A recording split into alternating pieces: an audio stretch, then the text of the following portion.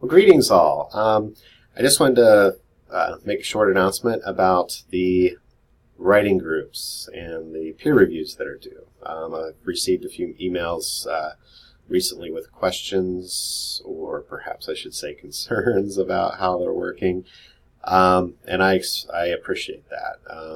As I may have communicated to you previously, this is actually the first time this course is ran, so this is one of those kinks I had not anticipated, and that is students who need to drop the course well after the writing groups are established, or are navigating personal issues that result in them not being able to submit work on time so that their peers can review it. So moving forward, and this is towards the end of the semester, so it really only applies to the very next peer review opportunity, but you only need to do one peer review, not two, so just one.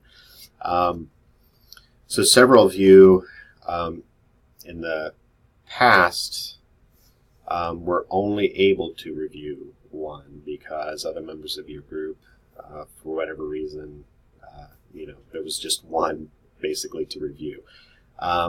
That's okay. We're going to wipe the slate clean and give you credit for that. I just can't penalize you for having only reviewed one when there was only one to review. So, and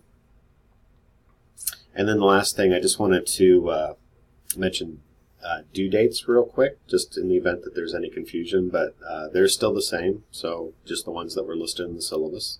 So the second and final draft is due this Saturday at midnight, March 31st, and then the final peer review is due a week later, April 7th at midnight. So as always, if you have questions, comments, concerns, please post this on Brightspace or send me an email.